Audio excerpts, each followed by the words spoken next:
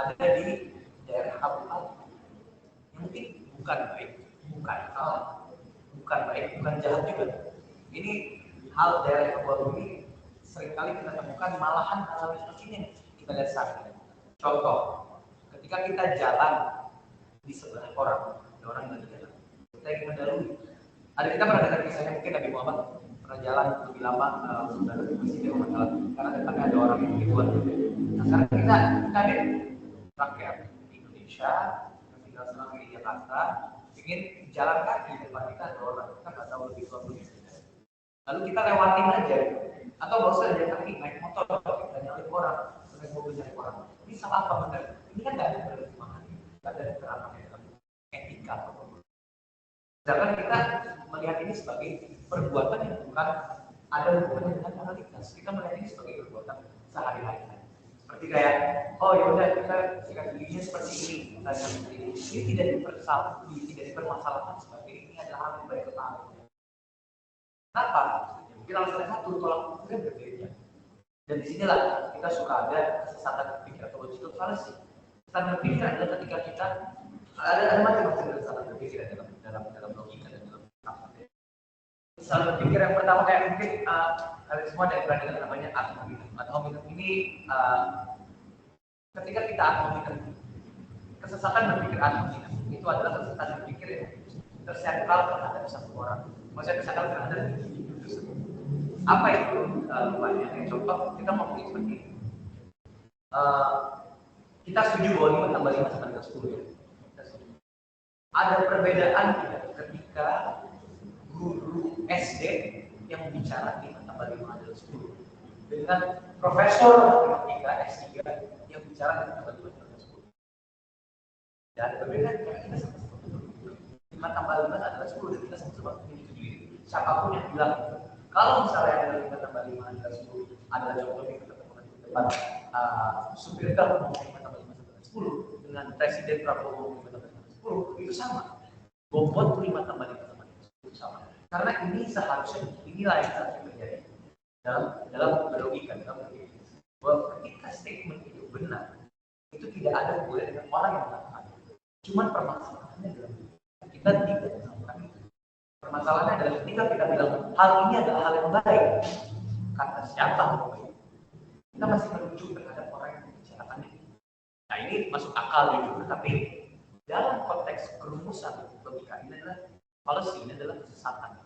Kenapa kok kesesatan? Karena begini, ketika kita mengeluarkan statement-statement yang kita lihat sebagai objektif seperti dari mana 10, seringkali ketika kita melihat statement itu dan itu source-nya atau orang yang membicarakan itu bukan orang yang kita menurut kita patut dipercaya, kita langsung menolak walaupun ini dibilangkan.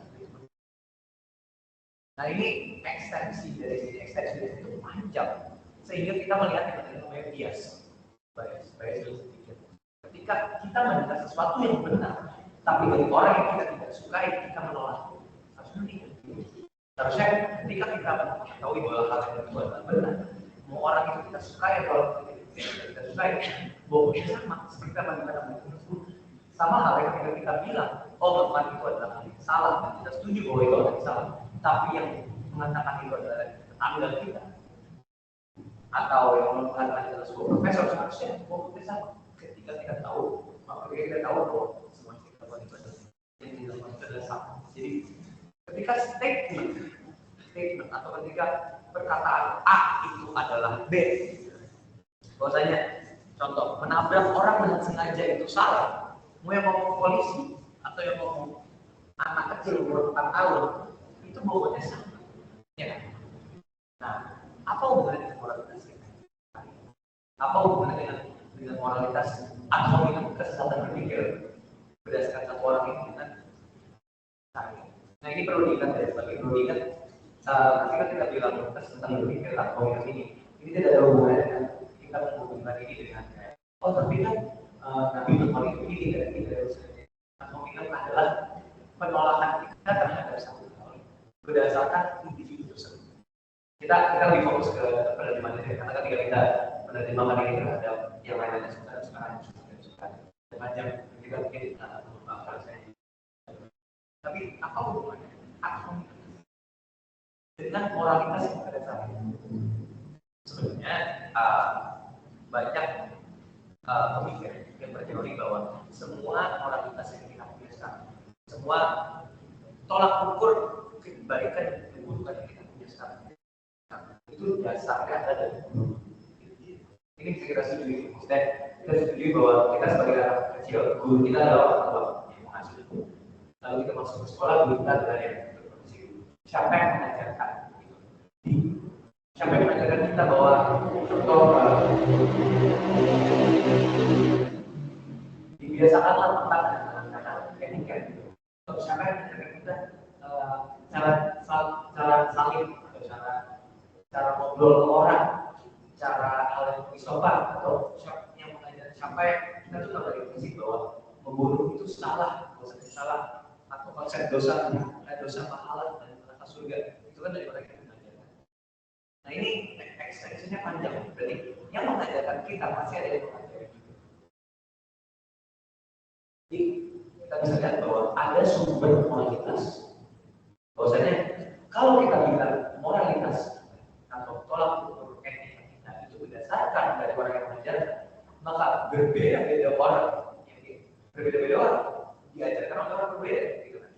Ya, kita dengan tetangga kita orang itu berbeda, kita dengan teman kita orang itu berbeda. Walaupun kita satu sekolah sama, ya ada beberapa hal yang berbeda sesuai moralitas. Nah, pertanyaannya, tolak ukur moralitas yang baik dan buruk apa? Baik dan tidak apa? Jika ada perbedaan, ada variabel ini, ada pemahaman dari variabel. Ini banyak cara merujuk. Daripada kita merujuk dengan kenapa ini baik? Karena orang itu lebih baik. Ada yang namanya kita proses berpikir dalam penelaah apa yang baik dan apa. Mereka kita ada bilang kata si A itu. Lagi-lagi terus saya ingat ini bukan berarti kita menolak apa yang ada dalam kitab, karena bagi penerjemahan apa yang sudah dipelajari oleh orang dan dimasuki ke kitab, ketika kita belajar kitab itu sudah bukan komitmen kita yang mempelajari, kita yang menelan dengan tahapan orang. Nah, bagaimana kita bisa menolak adanya komitmen, adanya sifat berpikir dalam mengukur etika dan moralitas? Caranya pertama, ada yang namanya utilitarianisme atau utilitarian. Utilitarian ini adalah sudut berpikir, cara berpikir di mana kita mengukur kira-kira keuntungan bagi manusia yang banyak itu berarti lebih baik daripada keuntungan yang lebih sedikit. Contoh, perbuatan memberi duit. Kita memberi duit terhadap orang yang dibutuhkan. Karena kita memberi 100.000 itu kan terhadap bisnis jalanan. Tiba-tiba 100.000 itu bagi dia bisa dibeli untuk makan 4 hari dan bisa memberi makan perawatan anak. Karena dia makan, dia masih bisa kerja dan besok. Karena anak masih hidup. Dengan kita memberi 100.000 itu, kita udah menyenangkan lima. Tapi kalau kita tidak memberi 100.000 itu, kita simpan 100.000. Mungkin kita beli 100.000 itu untuk makanan kita sendiri atau Starbucks. Kita menyenangkan diri sendiri. Dari unsur matematika ini, kita setuju bahwa menyenangkan 4 orang itu lebih baik daripada menyenangkan 1 orang. Ini hal yang lumayan logis. Gitu tadi. Jadi untuk sebanyak masa, untuk waktu yang lumayan lama, kita setuju bahwa kalau kita menyenangkan orang lebih banyak, berarti lebih baik. Ya, tapi ini adalah simple. Akan tetapi ada juga argumen terhadap hal ini. Ini mengatakan bahwa ketika kita hartanya atau fungsi sosial kita lebih tinggi, ketika jabatan kita lebih tinggi, atau kita lebih banyak, berarti kita adalah orang yang lebih baik. Kan tidak? Ya dong. Maksudnya kalau misalnya kita bilang 100.000 itu bisa menghidupkan 4 orang, jadi kalau kita punya 100 M lebih baik dari 100.000. Berarti kita udah menjadi orang lebih baik, punya harta lebih banyak. Kan enggak? Tapi ada satu cara berpikir dan logika menyenangkan banyak orang dari dalam sendiri itu yang kita ambil. Kita harus harus kita set on stop. Berarti kita harus buat berpanen bahwa enggak, ini adalah cara berpikir yang benar. Enggak, karena apa? Tadi ada argumen kedua. Argumen kedua adalah argumen persetujuan. Apa itu argumen persetujuan? Argumen persetujuan itu adalah hal yang paling kompleks menurut saya. Ini adalah argumen yang mungkin paling atau cara berpikir yang paling bisa diterapkan di apa ya, di masa sekarang. Zaman sekarang ini kita suka berantem lah dengan orang karena niatan atau intensi kita dengan perbuatan kita suka berbeda. Ini kita dari mikrokosmosnya tidak makrokosmos, dari hal terkecil sampai hal terbesar. Kayak contoh orang berantem dengan pasangannya itu bisa dengan ya niatan itu kan gini ya, perbuatan kan gitu. Juga hal yang dilakukan orang-orang yang tidak niatan. Nah, apa itu persetujuan? Persetujuan itu kita menganalisa aksi dan reaksi. Nah, menganalisa perspektif kita dan perspektif orang lain. Ya, ini kan kita pikir, oh ini yang namanya kedewasaan berpikir aja. Kita menganalisa situasi. Ya betul. Itu adalah kedewasaan berpikir. Kenapa? Kita harus menganalisa pertama niatan. Contoh, saya niatnya menjelaskan kepada kalian semua ya. Menurut aku seperti ya, saya menjelaskan. Kalau misalnya amit-amit tiba-tiba kena orang sebelah saya, terus pukul, perbuatan saya itu salah. Karena saya pukul orang walaupun tidak sengaja. Apa arti ketidaksengajaan? Arti ketidaksengajaan itu basisnya dengan cita tadi atau niatan tadi. Nah, hukum itu juga seperti ini. Kalau misalnya kita baca hukum itu ada pembunuhan secara sengaja dan juga pembunuhan secara tidak sengaja. Dua-duanya salah. Berarti apa? Bobot aksi dan bobot intensi kita tarik usul dan juga yang sama. Karena kalau kita lihat cuma secara aksi atau secara perbuatan, maka banyak sekali orang. Ya tadi, saya ingin menjelaskan pada latihan itu saya nambah orang. Di dalam orang itu perlu kita juga menemani, kita juga maaf. Kira-kira bagi kita rasa sakit atau rasa memaafkan itu perlu diases, perlu dilihat. Karena ketika dia mengiyakan, ya udah, nggak apa-apa. Dia penerjemahan dia, oh ini tidak sengaja. Itu kita ikutin, oh ya kan kalian kamu udah lihat tidak sengaja. Maka kita akan menolak rasa sakitnya dia. Harusnya tidak. Kita juga harus mengiyakan rasa sakitnya dia karena sudah tampak. Berarti cara proses apa yang kita lakukan dulu seharusnya bukan hanya menelan mentah-mentah kata orang. Nah, enggak, kata nenek saya ini jahat, jadi ini jahat. Enggak juga. Kita asas ketika kita sebagai orang sosial, cara kita berpendapat pertama, apakah niatan kita bagi kita sendiri itu salah atau benar? Apakah niatan kita bagi orang lain itu salah atau benar? Dua. Ketiga, apakah perbuatan kita bagi pandangan kita itu salah atau benar?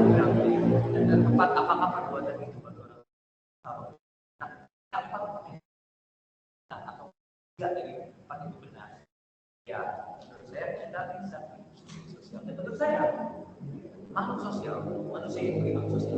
Cara berpikir itu banyak tanpa disadari. Seperti ini kalau misalnya kita mau lihat literatur ini, Sigmund Freud dalam Super Ego. Sigmund Freud itu membahas soal apa yang kita kedepankan sebagai manusia. Kalau di Freud itu ada id, ego, super ego. Nah, ini id dan egonya itu kita tinggalkan untuk perbuatan-perbuatan yang seperti itu. Itu ada ini termasuk kita cara berpakaian, cara berperilaku. Hal-hal yang mungkin bagi kita tuh enggak, saya nggak mungkin kok harus duduk atau senyum terus pada orang, kita lakukan. Ada hal yang cara sosial. Jadi inilah kenapa caranya kita bisa kabur atau kita bisa itu yang melakukan kali kita bisa akses, kita bisa pelajari, bisa kita yang rasionalisasi. Saya pikir itu ya untuk mereka banyak nama-nama yang perlu kita sebut, tapi nama itu sudah disebut.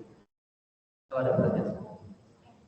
Jadi bisa saya simpulkan juga terkait moralitas berpikir ini, apa ya?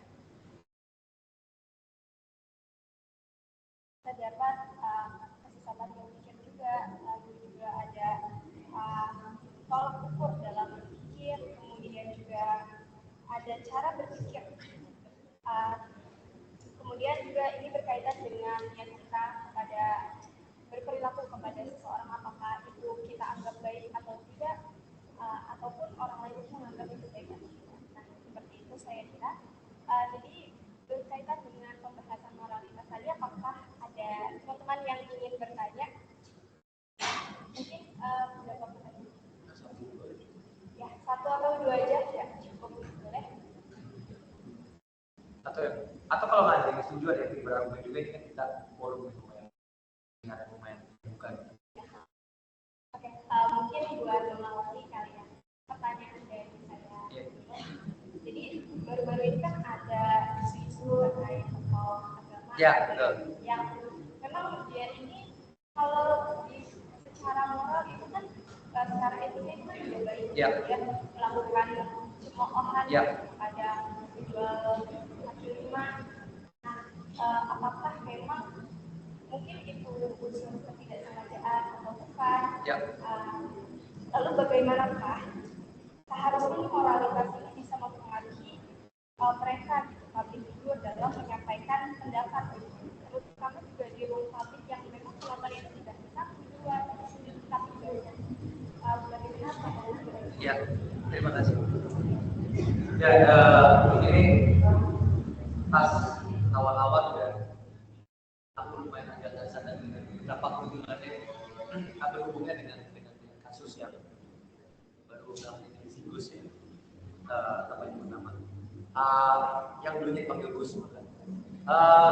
Jadi kalau kita mungkin jalan saya mungkin nggak usah membahas soal apa ya standpoint ayat atau apa, cuman kita bisa melakukan analisa apakah itu perbuatan yang baik dan perbuatan yang tidak dengan tadi 4 pilarnya. Yang pertama, apa niatan dari si tokoh agama tersebut atau tokoh pengajar agama tersebut.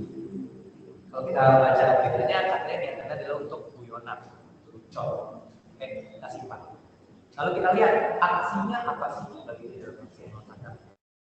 Kita bisa lihat sebagai eksternal, orang-orang eksternal atau menolak tiga ya. Kita lihat dari nada pun juga bukan dari yang bukan ada yang akrab. Nadanya tuh lumayan, bukan mereka menang, tapi nadanya itu melihat adanya power ya dibandingkan orang. Bahwa dia memiliki mic dan dia tanda kutip melontarkan kata-kata goblok gitu ya terhadap orang tersebut yang di direct langsung. Dan itu aksinya. Nah, secara intens atau secara data yang dia bilang itu dalam data fakta itu salah atau ya berbeda. Kalau lucu aja itu yang nggak apa atau kita percaya aku lucunya seperti apa. Nah itu tidak asas. Kita bilang kedua, nonton orang goblok salah, ya kan? Lalu kita bilang ketiga, bagaimana aksi tersebut terhadap si ya kalau bisa kita lihat dengan pasien tidak enak, itu pun juga udah standpointnya dan kualitas salah. Lalu yang keempat, bagaimana sih bapak itu memaafkan atau merespon terhadap hal itu? Bapak tidak merespon bagaimana, tapi kita bisa melihat reaksi bapak tersebut dari mukanya, dari video selanjutnya, jadi mohon maaf kayak gitu.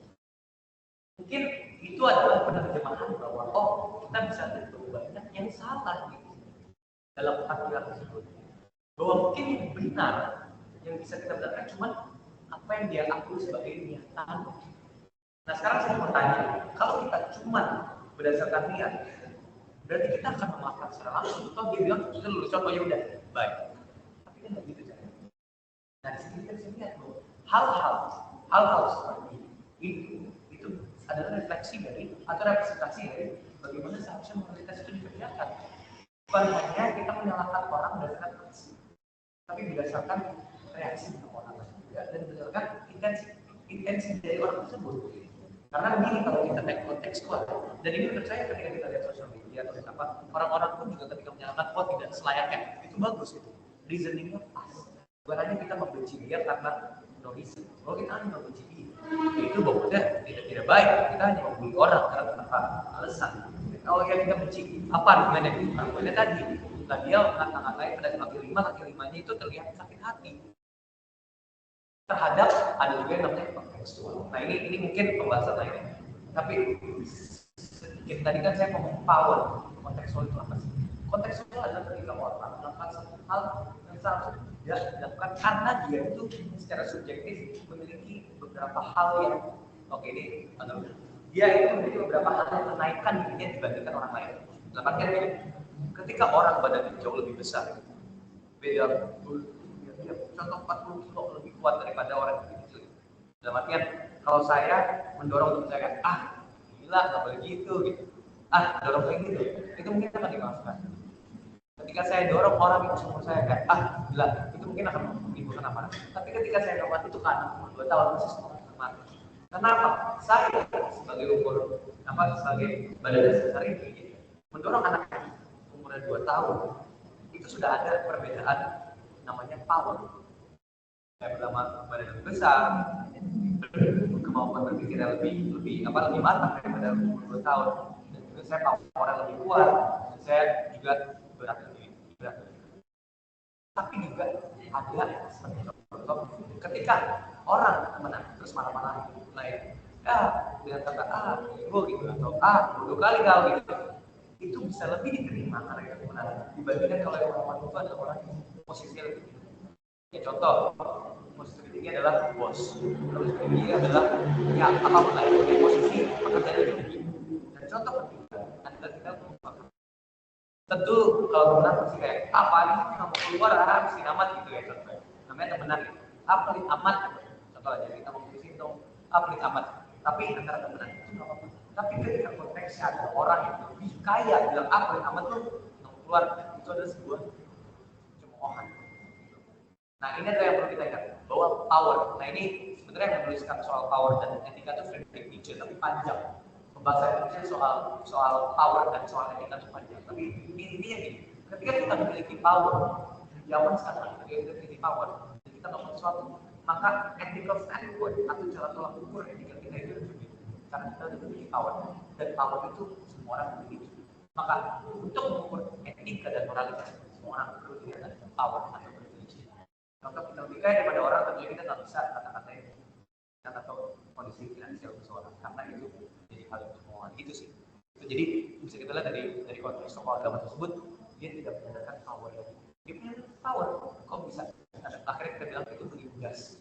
Bukan hanya cuma orang, tapi dengan mengatakan itu jadi penindasan gitu terhadap mentalitas atau emosi atau psikologis orang gitu sih. Terima kasih atas jawabannya yang luar biasa dari kawan itu.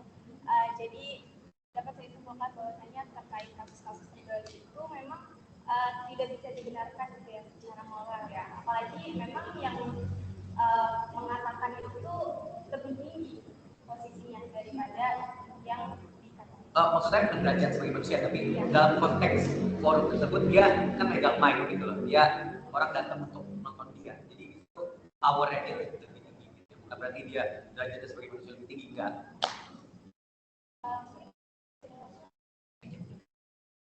Ada yang mau tanya lagi dari teman-teman? Ada. Ya.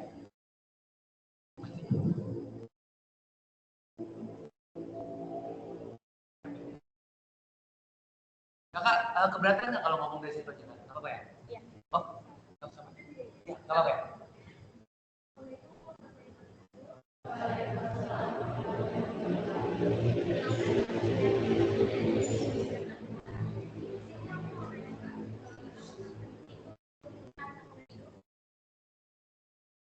Apakah penting untuk menemukan makna hidup di rutinitas yang padat? Iya. Makasih ya. Ini saya jawab ini tapi saya suka sekali menarik sekali ya. Menurut saya iya. Kenapa penting? Karena mencari makna hidup itu akhirnya bisa berubah. Yang pertama, kita menemukan makna hidup, dan itu membuat kita lebih semangat karena kita bisa ngecek apakah kita udah pernah apakah kita udah melakukan apakah kita udah apa ya namanya memuaskan makna itu tersebut, apakah kita sudah sukses dalam makna itu tersebut. Makanya kita cari makna itu yang penting. Yang kedua, dan menurut saya ini jadi pegangan saya untuk tanda kutip mencari hidup dalam rutinitas sehari-hari yang mungkin kelihatan simpel adalah untuk kita mengartikan hari tersebut. Bahwa setiap rutinitas itu kan kita nggak mungkin lakukan. Artinya kita kerja keras kita bisa makan besok gitu. Tapi kan ada yang bilang memang yakin besok hidup. Nah, ketika dia bilang memang yakin besok hidup, memang kita bakal pergi kerja, enggak kita kerja. Gunanya untuk apa? Karena kita entertain atau kita mengiyakan prospek bahwa besok akan tetap hidup, maka kita harus bekerja agar kita besok tetap makan, gitu kan? Tapi makna dari situ apa? Maksudnya itu cuma kerja buat besok gitu. Apa makna untuk kedepannya?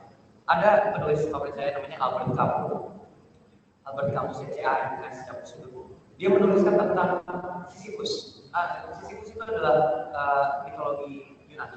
Orang mendorong batu yang sangat berat, dihukum oleh dewa Yunani untuk mendorong batu sangat berat ke atas gunung, sampai atas turun lagi batunya, terus dorong lagi batunya gitu. Tapi di akhir bukunya di kisah Sisyphus dia bilang kita harus membayangkan bahwa Sisyphus itu senang melakukan itu. Bahwa dia senang melakukan itu. Sama kayak ini. Arti hidup sama orang itu berbeda-beda. Ada yang bilang saya hidup untuk pribadi, ada yang mempercayai, ada yang mengikuti. Ada yang bilang saya hidup untuk bermanfaat bagi orang lain. Ada yang bilang saya hidup untuk menghidupi keluarga saya. Ada yang bilang saya hidup untuk mencintai. Macam-macam. Bahkan ada yang bilang saya hidup untuk mencintai dalam surat cinta. Itu juga valid. Asalkan kita menyetujui bahwa itu adalah tujuan dan bukan menolak tujuan orang lain. Kok bisa gitu? Karena tujuan hidup berbeda. Sehingga orang juga sudah kalau tujuan hidup berbeda, maka tujuan hidup yang benar apa dong? Absolut. Gak ada dong. Yang penting karena ada tidak adanya tujuan hidup. Mungkin tujuan hidup kita adalah untuk main alat musikal. Ketika kita mencari tujuan hidup itu dan kita bekerja, itu sama aja banyak orang yang mengatakan itu sebagai beribadah. Atau beribadah itu juga bukan hanya mencari sesuatu, tapi melakukan sesuatu. Rutinitas sesuatu itu juga termasuk ibadah. Kayak bekerja kan jadi ibadah. Kalau pertanyaan saya, bekerja itu untuk dapat gaji atau bekerja untuk bermanfaat? Macam-macam. Tujuan kerja orang. Karena itu. Kurang lebih itu bisa menjawab deh. Menurut saya itu sangat penting. Makasih banget pertanyaan soal makna hidup itu lumayan kompleks. Mungkin itu bisa jadi berikut. Makasih semuanya udah datang ya. Mohon maaf. Ini kebetulan ada orang yang mau ada, jadi saya terima kasih semuanya udah mendengarkan. Mohon maaf banyak yang hari ini karena tadi ada oleh-olehnya, tapi terima kasih banyak.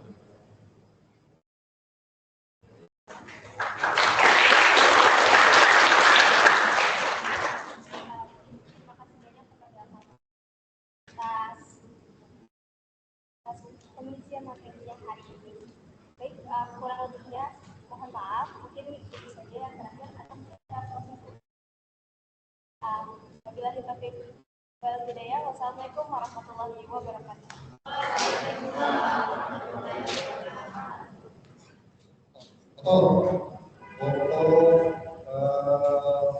Berdiri kita yang cowok berdiri di belakang, nanti yang cewek di depan dulu semuanya ya. Oh gitu. Jadi kita lihat ini backline. Go backline ya. Atau ada pesan? Jadi kita pagi